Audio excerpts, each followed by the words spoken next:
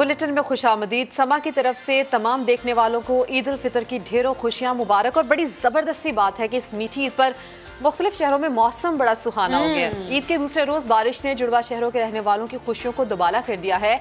मौसम सुहाना हुआ तो शहरियों के लिए घरों में रहना थोड़ा मुश्किल हो गया। बिल्कुल, सैर सपाटे के लिए जौक दर जौक निकल पड़े और सड़कों पर ऐसा रश हुआ है कि गाड़ियों की तवील कतारें लग गई हैं। इस हवाले से मजीद जानते हैं ट्रैफिक जैम में फंसी समा की नुमाइंदा अरम खान से।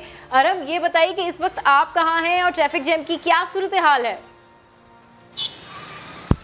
सभा निकली तो मैं भी इसी इरादे से थी कि अपने नाजरीन को हम लेक व्यू पार्क से अपडेट करेंगे कि वहाँ पर कैसा समा है, लेकिन हम खुद ट्रैफिक में फंस गए हैं। और इस वक्त जिस सड़क पे मैं मौजूद हूँ, ये सड़क लेक व्यू पार्क जाती है। यहाँ से आगे मरी का भी रास्ता है और कश्मीर भी आप जा सकते हैं। चूँकि इस्लामाबाद में मौसम बहुत ज़्यादा हसीन है और मरी का मौसम तो और ज़्यादा खूबसूरत हो चुका है, तो इस्लामाबाद और पिंडी के शहरी नहीं, पूरे मुल्क से शहरी लगता है इस सड़क पर आ चुके हैं। मेरे कब में आप देख रहे होंगे कि ट्रैफिक की क्या सिचुएशन है। डिग्गी में बैठ के लोग जा रहे हैं, पिकअप में बैठ के जा रहे हैं, इवन ट्रक के लोग जो है ना वो इस सड़क से जा रहे हैं, ईद को एंजॉय कर रहे हैं। दूसरा दिन है ईद का, मौसम सुहाना हुआ तो घर पे बैठना भी बहुत मुश्किल हो गया और हर किसी ने यही सोचा कि लेक व्यू पार्क जाया जाए, मरी जाया जाए, जहाँ पर मौसम बहुत ज़्यादा खुशगवार है, वहाँ के नज़ारों से लुत्फ़अंदोज़ हुआ जाए। और हम लोगों के लिए घर पे बैठना मुश्किल हो गया, हमारे लिए ये देखकर स्टूडियो में बैठना मुश्किल हो गया, लेकिन क्या करें, हमें स्टूडियो में ही बैठना है। लाहौर का रुख कर लेते हैं। आयशा अता हमारे साथ हैं। आयशा, दोपहर में बात हुई तो आप चिड़ियाघर में थी, कभी आपसे बात हुआ आप अंदरून लाहौर पहुंच जाती है खाबे खाने के लिए। इस वक्त आप कहाँ पर हैं और जिंदा दिलाने लाहौर शाम होते ही क्या प्लान्स बना रहे हैं? बिल्कुल, इस वक्त मैं मामूल के मुताबिक एक तफरी गाह में मौजूद और बागों के शहर लाहौर का आप कहें कि ये दूसरे नंबर पर सबसे बड़ा बाग है, जहाँ पर इंतज़ामिया की जानिब से बताया जा रहा है कि 50,000 से ज़ायद शहरी इस वक्त गुलशन इकबाल पार्क में मौजूद हैं, सजे धजे। और साथ ही साथ अगर छोटी दुनिया की बात की जाए तो सच सवर कर वो भी एक्शन में यहाँ पर दिखाई दे रही हैं। और अभी मेरे अकब में भी आप देख सकते हैं कि झूले यहाँ पर मौजूद है, झूले झूलते हुए बच्चे जो हैं वो बहुत प्यारे लग रहे हैं और सबकी यही कोशिश है कि उनकी जल्दी से बारी आ जाए। लंबी लंबी कितारें लगी हुई हैं झूलों की साइड पर और यहाँ पे टिकट कटाओ और लाइन बनाओ वाला हिसाब है, अपनी अपनी बारी का सब इंतज़ार कर रहे हैं। और साथ ही साथ जैसा कि मौसम की बात हो रही है तो मौसम जो है वो बाकी शहरों की तरह बागों के शहर लाहौर का भी खासा सुहाना हुआ है। दोपहर में ठंडी ठंडी हवा चल रही थी और अभी भी जो है वो बादल दिखाई दे रहे हैं और ठंडी ठंडी हवाएं चल रही हैं। तो दिलफरेब मौसम को देख के जिंदा दिल लाहौर ये घरों में कैसे बैठ सकते हैं, उनको तो वैसे ही तफरी का बहाना चाहिए होता है। ऐसे में सभी जो है वो घरों से बाहर निकले हुए हैं, कोई किसी पार्क में है, कोई चिड़ियाघर में है। तो अभी गुलशन इकबाल पार्क में पता चल रहा है कि वाकई यहाँ पर ईद है। और सबसे अच्छी बात यह है कि बजाय इसके कि आप बाजार के खाने खाएं और इससे जो है वो मुख्तलिफ बीमारियों का भी जो है वो सबब बन सकते हैं, लेकिन लोग यहाँ पर घरों से बना के मज़े मज़े के चटपटे पकवान लेकर आए हैं और खाबे उड़ाते हुए भी नज़र आ रहे हैं, बच्चे जो हैं वो खेलते हुए नज़र आ रहे हैं और सभी अपनी मौज मस्ती में जो है वो दिखाई दे रहे हैं। और पता चल रहा है ईद का दूसरा रोज़ जो है वो शहरी किस तरह से जो है वो इंजॉय करते हुए गुजार रहे हैं। और कहा यह जाता है कि जैसे ही अब रात होगी तो शहरी जो है वो रेस्टोरेंट्स का रुख करेंगे। बिल्कुल, रात होगी तो शहरी जो है वो रेस्टोरेंट का रुख करेंगे और इंतहाई मजे से जो अपनी ईद है वो सेलिब्रेट कर रहे हैं। तो जनाब, जब ईद ही जमा हो गई तो उसके बाद अब खर्च करने का मिशन भी होता है। कराची के कश्मीर अम्यूजमेंट पार्क में भी शहरियों की बड़ी तादाद उमड़ आई है। साथ साथ भी इस वक्त वहाँ पर मौजूद है, उनसे जानते हैं कि शहरी किस तरह ईद की खुशियाँ दुबाला कर रहे हैं। जी साथ अपडेट कीजिए, बताइए जरा क्या मनासिर देख रहे हैं आप खुशियों के? जी हाँ, बिल्कुल ऐसे ही है। जब मैं इस पार्क में एंटर हुआ तो देखकर हैरान रह गया था जितनी बड़ी तादाद में यहाँ पर शहरी इस वक्त सैर व तफरी के लिए आए हैं। ये कराची का कश्मीर अम्यूज़मेंट पार्क है जहाँ पर बड़ी तादाद में इस वक्त बच्चे, ख़वातीन, सारी फैमिलीज़ आई हुई हैं, हल्ला गुल्ला कर रही हैं, राइड्स एंजॉय कर रही हैं, मज़े कर रही हैं। हमारी पार्क से इंतज़ामिया से बात हुई, उनका ये कहना था कि आज ईद के दूसरे दिन जो तादाद अब तक है वो 15,000 से तजावज़ कर गई है और जूं शाम होती चली जाएगी और वक्त गुजरता चला जाएगा, तादाद में मज़ीद इजाफा होता चला जाएगा। और जो नज़र आता है बहरहाल वो इसकी जो बड़ी वजह है, मेरे अकब में आपको एक बड़ी देवहकल राइड नज़र आ रही होगी। पार्क इंतज़ामिया का ये दावा है कि ये पाकिस्तान की सबसे बड़ी राइड है, फेरिस व्हील इसका नाम है, जिसकी वजह से यहाँ पर दूर दूर से शहर के कोने कोने से लोग आते हैं, बच्चों को लेकर आते हैं, फैमिलीज़ आती हैं और एंजॉय करती हैं। सबसे खुशाइन बात यह है कि इतनी बड़ी तादाद होने के बावजूद इस पार्क में किसी किस्म की कोई बदनज़मी देखने में नहीं आई। लोग बहुत ही खूबसूरत तरीके से अपनी फैमिलीज़ के साथ यहाँ पर राइड्स एंजॉय कर रहे हैं, खाना पीना खा रहे हैं, बच्चों के साथ तफरी कर रहे हैं। और साथ ये ईद तो है ही बच्चों की, बड़े तो काम में मसरूफ रहते हैं। जहीर अली के पास चलते हैं मरी, और मरी का नाम सुनते ही ठंडक का एहसास होता है। जहीर, यहाँ के लोगों का तो यहाँ पर रहना ही एक सबसे बड़ी इंजॉयमेंट है, फिर भी यहाँ पर ईद सेलिब्रेशन कैसे होती है? जी बिल्कुल, 3 लिहाज से बड़ा इम्पॉर्टेंट है। एक तो मौसम बहुत अच्छा हो गया, फिर कोरोना के बाद पाबंदियां ख़त्म हो गई हैं, तफरी मकामात खुल गए हैं, और उसके बाद ईद का दिन है। तो इस वक्त मेरे पस मंज़र में जो सुज़ो पार्क है, इसकी ये सूरत हाल है। बड़ी तादाद में यहाँ पे बच्चे यहाँ पे पहुँचे हैं जो इंजॉय कर रहे हैं, झूले ले रहे हैं, वाटर स्लाइड भी उन्होंने ली है। और आज ईद का दूसरा दिन है और बच्चों ने ज़्यादातर जो डिमांड की है वो यही की है कि हमें तफरी मकामात जो मरी है वहाँ पर ले जाया जाए। और ईदी में सबसे बड़ी डिमांड यही थी। पेरेंट्स के लिए भी मुश्किल था, उन बच्चों के आगे सरेंडर करना पड़ा, और बड़ी तादाद में बच्चे जो हैं वो पेरेंट्स को लेके यहाँ पे पहुँचे। और इस वक्त भी हमारे साथ एक वालिद मौजूद हैं, हम पहले उनसे जानते हैं। सर बताइएगा कि बच्चों की जो डिमांड थी वो ईदी डिमांड में ये शामिल था कि हमें मरी ले जाएं? डेफिनेटली, जैसा कहा जाता है कि ईद तो बच्चों की होती है, और बच्चों की पहली प्रायोरिटी थी कि पापा हमें आप मरी लेके जाएं, तो आपकी बकौल हमने सरेंडर करना पड़ा। नहीं, नकदी भी लिया है, बच्चे बड़े सभी एंजॉय कर रहे हैं। जहीर, मरी से अपडेट करने के लिए शुक्रिया। अरहम, साद साबरी, आयशा अता, आप तमाम ने हमें ज्वाइन किया, आपका शुक्रिया। और अभी आपको बताएं कि वज़ीर ख़ज़ाना मिफ्ता इस्माइल इस वक्त न्यूज़ कॉन्फ्रेंस कर रहे हैं। ये 20,000 अरब से ज़्यादा कर्ज इन्होंने पौने 4 साल में लिया है, जो कि 80% कर्ज है वो जो 71 साल में पहले लिया गया था। तो ये खान साहब जो कि इस मुल्क को 80% से ज़्यादा मखरूज छोड़ के गए हैं, जिन्होंने बजट के खसारे में रिकॉर्ड किया है, जिन्होंने इन्फ्लेशन में महंगाई में रिकॉर्ड किया है, जिन्होंने, मुझे बड़े अफसोस के साथ कहना पड़ता है कि करप्शन के भी रिकॉर्ड किए हैं। ये बात बार बार करते थे फवाद चौधरी साहब कि मिफ्ता इस्माइल का बिज़नेस बड़ा अच्छा हो गया है इमरान खान की हुकूमत में, तो ये शहादत थी इनके बकौल कि इमरान खान की हुकूमत बड़ी अच्छी चल रही है। मिफ्ता इस्माइल का सच्ची बात मैं बता रहा हूँ कि 2017-18 में जितने पैसे हमने कमाए थे मेरी कंपनी ने, वो रुपए की वैल्यू के हिसाब से देखा जाए तो उससे ज़्यादा अब तक नहीं कमाए, लेकिन उसको छोड़ दो। लेकिन उनको असल एग्जाम्पल तो देना चाहिए था वो फरादबाजी का, कि जिन्होंने कितनी तरक्की करी, लेकिन उनका बिजनेस अब मेरे ख्याल से ख़राब हो गया। जो इतना बड़ा काम कर रही थी वो पाकिस्तान छोड़ के दुबई चले गई, जो इतना बड़ा काम कर रहे थे शहजाद अकबर साहब और अरबों की जायदाद बना ली, वो पाकिस्तान छोड़ के चले गए। जब इमरान खान की हुकूमत आई तो हम तो यहाँ बैठे रहे, जेलें भी काटी हैं, बैठे रहे। तो ये इमरान खान के लोग जा क्यों रहे हैं? ये रियासत मदीना इनका बनाना है तो इधर बैठ के बनाए ना, दुबई में बैठ के क्यों बना रहे हैं? बाहर जाके क्यों बना रहे हैं? इधर आके बनाए ना ज़रा सा। एक तरफ तो ये कहते हैं कि मगरबी ममालिक इनके ऊपर जो कोई कार्रवाई डाल रहे हैं, कोई क्या कहते हैं, कंस्पिरेसी कर रहे हैं, साजिश कर रहे हैं, और दूसरी तरफ सब मगरबी ममालिक की तरफ जा रहे हैं। तो ज़रा सी इसमें कुछ पेचीदगियाँ हैं मेरे ख्याल से। और खान साहब को ये बात अब मुल्क को जवाब देनी होगी कि फ़राह गुज्जर साहिबा के ऑर्डर पे पंजाब में ट्रांसफ़र पोस्टिंग क्यों होती थी। खान साहब को इस बात का जवाब देना होगा कि शहजाद अकबर के कहने पर किसी के ऊपर केस बनते थे और किसी के ऊपर केस ख़त्म हो जाते थे। ये क्यों होता था कि चक्कियों, बुज़दार साहब की हुकूमत में उन चक्कियों को 10-10 हज़ार टन वीट दिया हो गया था, उन चक्कियों को 10-10 हज़ार टन गंदम दिया गया था, जिन चक्कियों का 1 पैसे का बिजली का बिल नहीं था, और वो पूरी की पूरी स्मगल हुई गंदम। ये खान साहब को जवाब देना होगा कि शहजाद अकबर के कहने पर FIA जो है वो केसेस ख़त्म कर देती थी उन शुगर मिलों के ऊपर जिन्होंने अपनी कैपेसिटी से ज़्यादा क्रशिंग करी और सेल टैक्स नहीं भरा। वो बातें आप खान साहब को ये बतानी होंगी। ये बहुत सारी तकारीर करते हैं, लेकिन ये भी बताएं ना कि इतनी महंगाई छोड़ के क्यों गए, ये भी बताएं कि इतना करप्शन छोड़ के क्यों गए, ये क्यों कोई जवाब नहीं देता है। ये भी बताएं ना कि बहुत बड़े बड़े लोगों ने इनके मकानात क्यों बनाए, ये भी बताएं ना कि उनके पूरे पूरे नए मकानात तोड़ के क्यों बनाए गए। ये भी बताएं ना कि जहाँ पे 37 स्टूडेंट पढ़ते हैं उसको 108 करोड़ रुपए का चंदा किसी ने क्यों दिया, और वो 108 करोड़ रुपए का चंदा दिया उसको कितनी मरतबा आपने ECL से एग्जाम्शन दी है, और उसको आपने सुप्रीम कोर्ट में कितनी मराद दिलाई गई हैं। ये भी सारी बातें बताएं। तो ये सारी बातें अब इंशाअल्लाह ताला निकलेंगी। खान साहब जितनी भी फरार कोशिश करें, ये बातें तो अब होंगी। जो मुल्क का ये हाल छोड़ के गए हैं, पेट्रोल के अंदर ये नुकसान कर रहे हैं, डीजल में ये नुकसान कर रहे हैं। IMF को इन्होंने कहा है, अब मैं आपको ये बता दूं कि क्या इन्होंने IMF को कहा है। IMF को कहा था कि हम नुकसान नहीं करेंगे डीजल पे। डीजल पे आप इस वक्त 70 रुपये नुकसान कर रहे हैं 1 लीटर पे, लेकिन IMF को ये कह के गए थे कि हम ना सिर्फ नुकसान नहीं करेंगे बल्कि इसके ऊपर 30 रुपये की लेवी लगाएंगे और 17% सेल टैक्स लगाएंगे, जिसका मतलब है कि तकरीबन यहाँ से IMF को बकौल PTI के जो वादे करे हुए, और ये दस्तावेजात हैं इसकी, जो PTI ने वादे करें, माहदे करें, उसके हिसाब से यहाँ से डीजल को 150 रुपया महंगा होना चाहिए।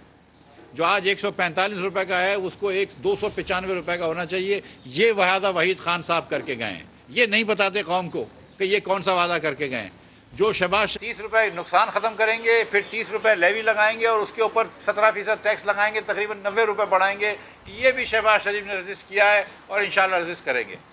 नुकसान की और बात है, लेकिन इन्होंने ना सिर्फ नुकसान करा वायदा अपनी हुकूमत बचाने के लिए, लेकिन उनको जाके वायदा किया, उनको जाके मुआहदा किया कि हम उसके ऊपर 30 रुपये टैक्स लगाएंगे और 17% सेल टैक्स लगाएंगे।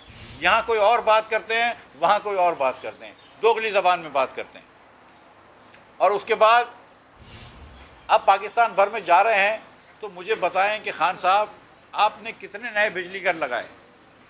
क्या ये बात दुरुस्त नहीं है कि 7,500 मेगावाट बिजली बंद थी पाकिस्तान भर में?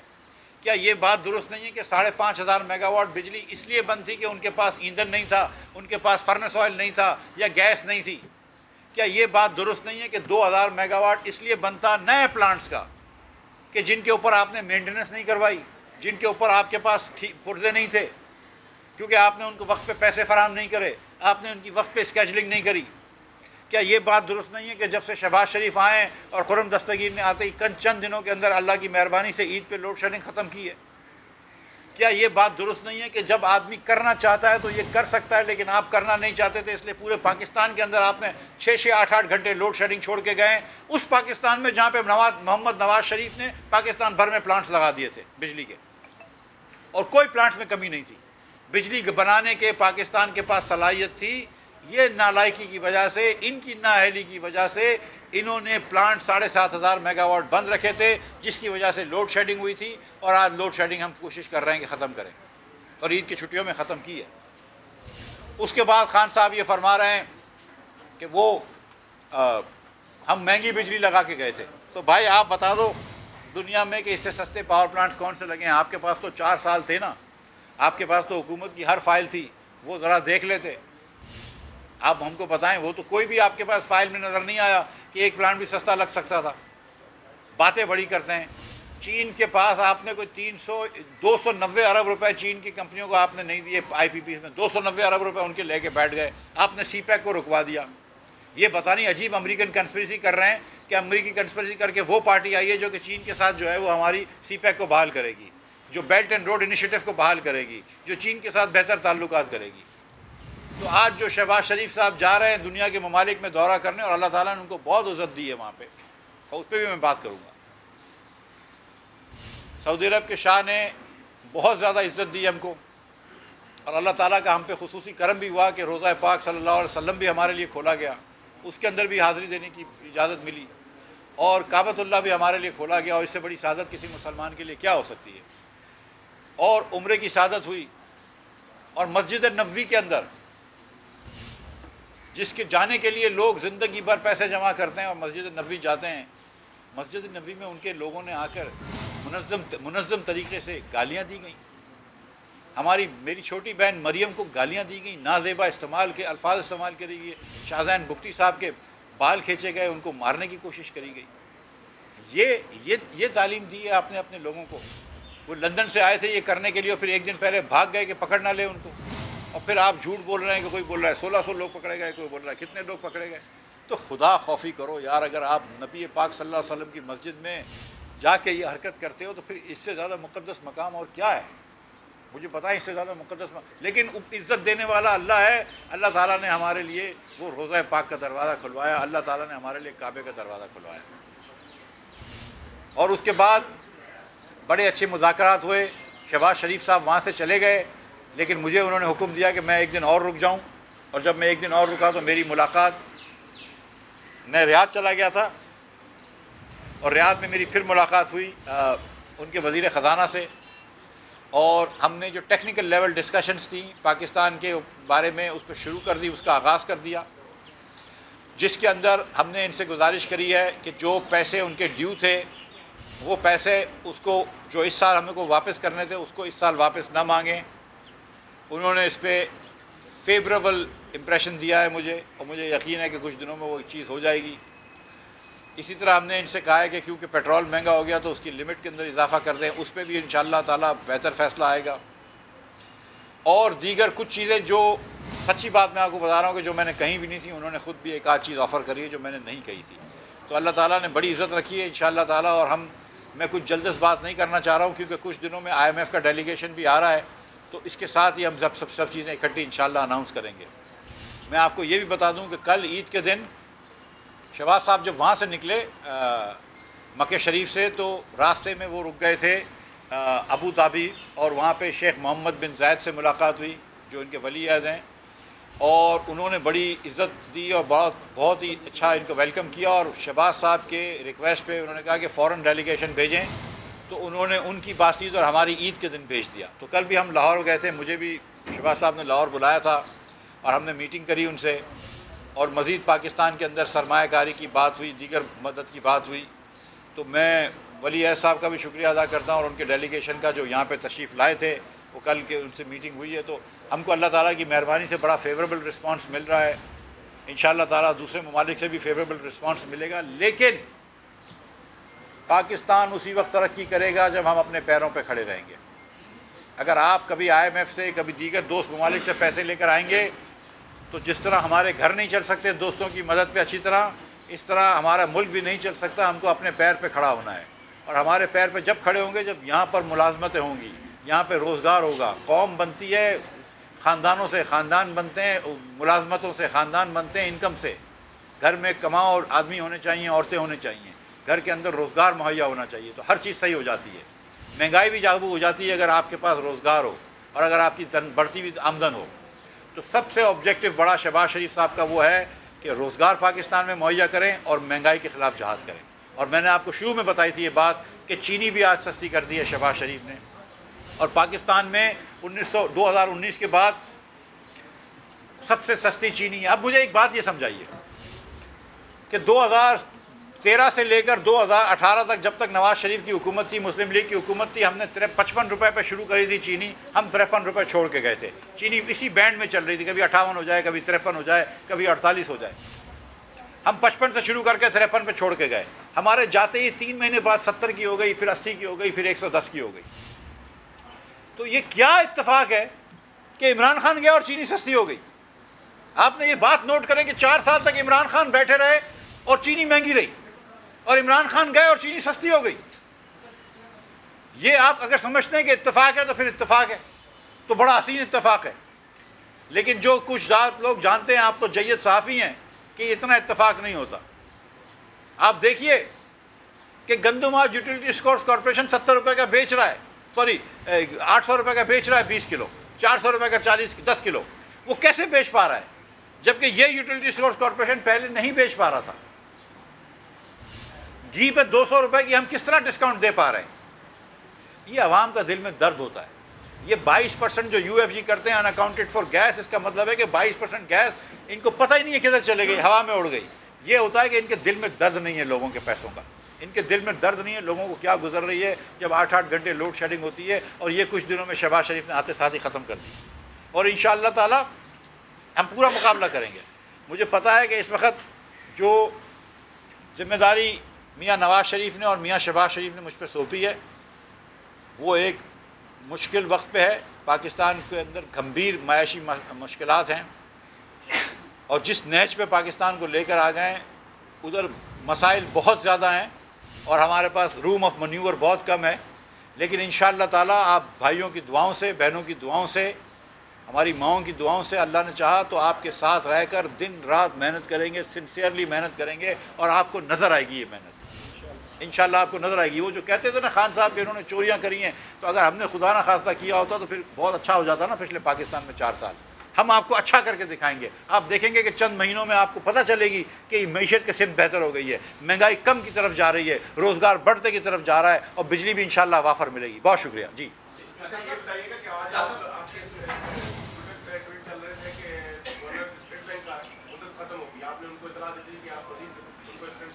नया गवर्नर कौन आ रहा, और दूसरा इमरान हुकूमत ने एक एग्रीमेंट किया था IMF से, स्टेट बैंक की तरह आप कहते थे कि खुद मुख्तारी खत्म करती है, तो उसको खुद मुख्तारी कर दिया करेंगे या नहीं?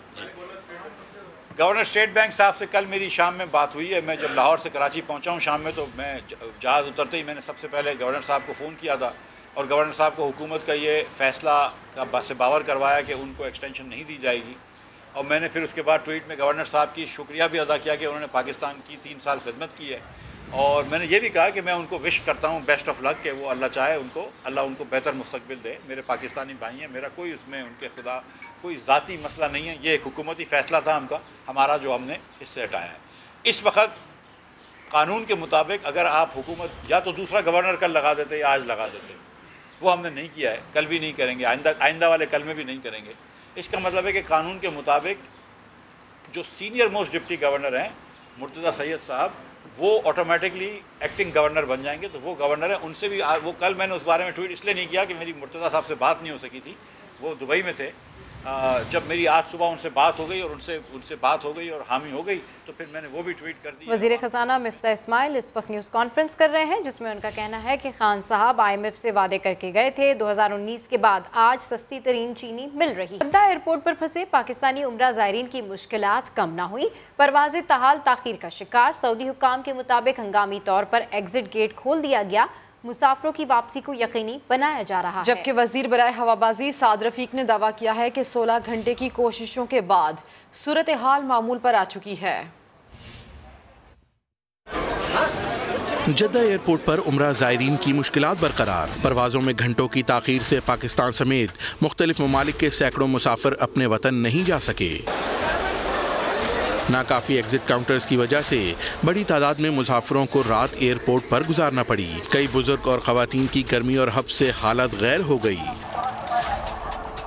2 तारीख को हमारी फ़्लाइट थी यहाँ जद्दा से पाकिस्तान के लिए, तो हम उधर गए हैं, वक्त पर हम पहुंच गए हैं। तो हम 30 लोग थे जो उन्होंने ऑफलोड कर दिया, हमारे बोर्डिंग पास जारी नहीं किया उन्होंने। सऊदी हुक्काम के मुताबिक एयरलाइन से राब्ता करके मुसाफिरों की वापसी को यकीनी बनाया जा रहा है। सूरत हाल की बेहतरी के लिए हंगामी तौर पर एग्जिट गेट भी खोल दिया गया।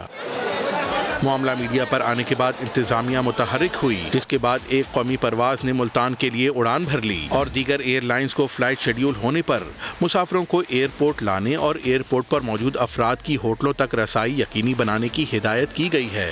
ऐसा ना करने वालों पर जुर्माने आयद किए जाएंगे। दूसरी जानिब वजीर हवाबाजी ने अपनी ट्वीट में सूरत हाल मामूल पर आने का दावा किया। कहा 16 घंटे की कोशिशों के बाद ऑपरेशन नॉर्मल हो चुका है। उन्होंने PIA हुक्काम और सिफारत खाने के अमले का शुक्रिया भी अदा किया। और यही नहीं, जद्दा से वापस आने वाले मुसाफिरों को इस्लामाबाद की जगह कराची उतार दिया गया। कौमी परवाज के मुसाफिर मकसूद का कहना है कि पहले लाहौर का कहा गया, फिर इस्लामाबाद बताकर उनको कराची पहुंचा दिया गया। जद्दा एयरपोर्ट पर परेशानियां झेलने के बाद एक मरतबा फिर परेशान किया जा रहा है। हम रात ना पानी, ना बाथरूम, ना खाना, कोई चीज भी अवेलेबल नहीं थी। यहाँ तक कि AC भी बंद थे उधर, और सारा दिन इसी तरह खड़े रहे और बैठे रहे, ना सोए ना कुछ भी नहीं, कुछ भी मिल भी नहीं रहा था। फिर उसके बाद जब यहाँ जहाज में बैठे, कह रहे कि तुम लोगों को 4 घंटे 15 मिनट में हम पहुंचा देंगे। जब रास्ते में देखा तो इन लोगों ने कहा कि तुम्हारी लैंडिंग कराची में हो रही है। तो इन लोगों ने कहा कि नहीं यार, ये फ्यूल नहीं है, ये नहीं है, वो नहीं है। सारा प्लान भरा हुआ है जी, मुसाफिर सारे बैठे हुए हैं। कह रहे थे कि सामान तुम्हारा उधर उतारेंगे, तुम्हें इधर उतारेंगे। हमने कहा सामान भी हमारे साथ उतारोगे और हमें भी उधर ही उतारोगे इस्लामाबाद में। हमने 1,50,000 तक टिकट लिया, कोई 70-80 हज़ार का टिकट है, उसके साथ क्या होगा? कौन सी ईद और कैसी खुशियां। कराची में दौरान ड्यूटी इंतकाल कर जाने वाले फायर फाइटर के घर वाजिबात की अदम अदायगी के बायस फाकों के डेरे हैं। बात करते हैं इसी से मुताल्लिक, मोहम्मद अली हफीज हमारे साथ हैं। अली, बताइए कि वाजिबात क्यों नहीं अदा किए जा रहे? जी बिल्कुल, कहते हैं ईद जो है खुशियां बांटने का नाम है, लेकिन लगता है कि इस अल्फाज से जो है लाताल्लुक़ हो चुके हैं सिंध के हुक्मरान और बल्दिया-उल-उम्मा कराची के करता धरता।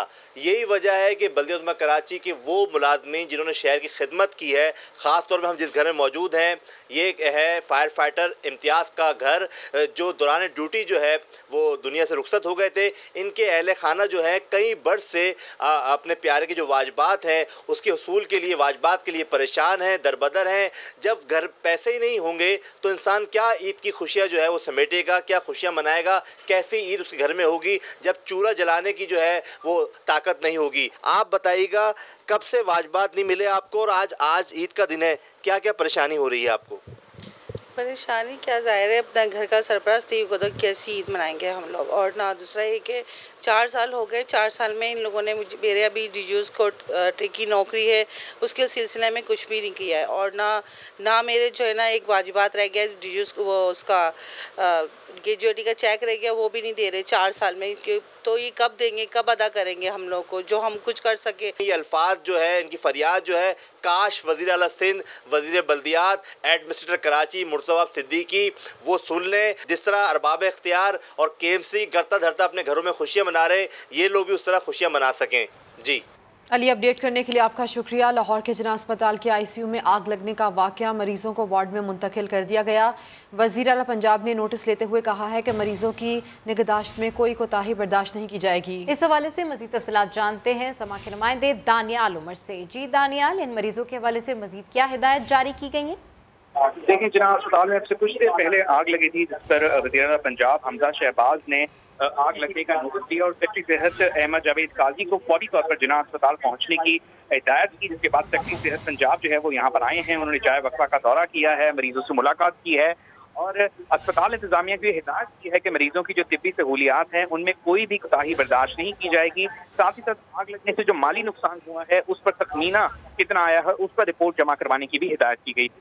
ठीक है, दानियाल उमर हमें अपडेट कर रहे हैं। आपको यहाँ पर बताएं कि इन मरीजों के लिए ख़ास तौर पर हिदायत जारी की गई हैं। लाहौर के जिना अस्पताल के ICU में आग लगने का ये वाक़या है, मरीजों को वार्ड में मुंतकिल कर दिया गया। वज़ीर आला पंजाब ने नोटिस लेते हुए कहा है कि मरीजों की निगहदाश्त में कोई कोताही बर्दाश्त नहीं की जाएगी। आगे बढ़ते हैं और आपको बताएं कि सियालकोट में बच्चे ईद का दूसरा रोज़ कैसे एंजॉय कर रहे हैं, ये जानते हैं शहजाद अहमद से। जी शहजाद बताएगा। हाँ जी बिल्कुल, मैं इस वक्त तमाम सब ग्राउंड में मौजूद हूँ। यहाँ पर ईद मेला सजा हुआ है, बच्चों की बहुत बड़ी तादाद यहाँ पर मौजूद है, झूले लगे हुए हैं। मेरे साथ कुछ बच्चे मौजूद हैं, इनसे बात भी करते हैं। अच्छा बच्चे, आज ईद का दूसरा दिन कैसे एंजॉय हो रहा है? ईद का पहला दिन तो हमने घर गुजारा था, वो भी ईदी इकट्ठी की थी। अब दूसरे दिन बाहर आए और सारी ईदी हर्ज करेंगे और बहुत मजा आ रहा है। कितने झूले लिए? हमने बहुत से झूले लिए और खूब से जानवर देखे हैं। जी बिल्कुल, आपने देखा कि बच्चे बहुत ज़्यादा खुश दिखाई दे रहे हैं। उनका यही कहना है कि ईद का पहला रोज़ घर में गुजारा, अजीज़ रिश्तेदारों से, बहन भाइयों से, वालिदैन से ईद इकट्ठी की और अब वो इस मेले में आए हुए हैं। यहाँ पर वो ईद को खर्च करेंगे और खूब इंजॉय करेंगे। जी अपडेट करने के लिए शुक्रिया शहजाद अहमद। लाहौर में ईद उल फितर के मौके पर सिनेमा घरों में 5 फिल्में नुमाइश के लिए पेश की गई। मजीद जानते हैं समा के नुमाइंदे रियाज अहमद से। जी रियाज बताएगा, ईद के मौके पर सिनेमा घरों में कैसा रश है? जी बिल्कुल, इस दफ़ा ईद उल फितर पर 5 फिल्में जो हैं वो रिलीज़ की गई हैं और 5 फिल्मों में एक जो फिल्म है वो पंजाबी और उर्दू मिक्स है, जबकि 4 फिल्में जो हैं वो उर्दू हैं। लोग यहाँ पर इन फिल्मों को देखने के लिए आ रहे हैं, बड़ी तादाद में। फैमिली के साथ यहाँ पर लोग देखने के लिए यहाँ पर आ रहे हैं।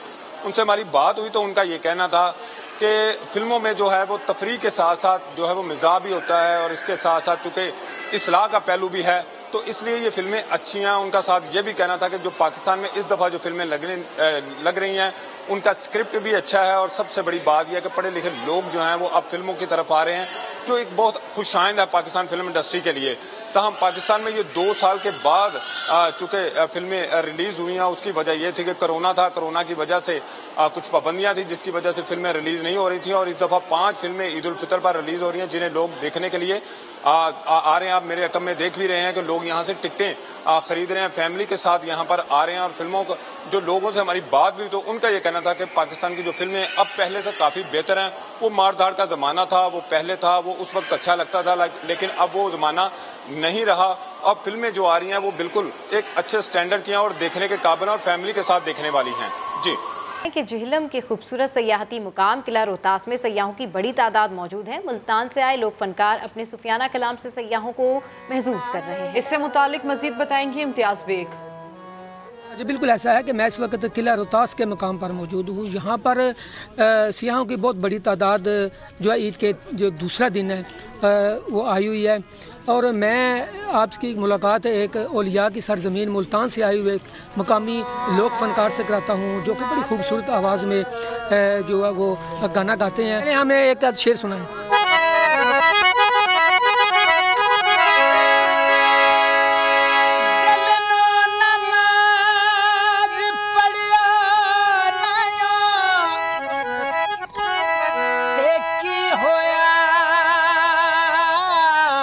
नीति लोकां नूं दिखावण लई ते भज भज वड़े मसीती। बड़ी खूबसूरत आवाज़ है इनकी। इनका ये कहना है कि मैं मेहनत मजदूरी की खातर, चूँकि ईद के दिनों में रोहतास, किला रोहतास में रश बहुत ज़्यादा होता है, तो ये मेहनत मजदूरी के लिए यहाँ पर आए हुए हैं। जी।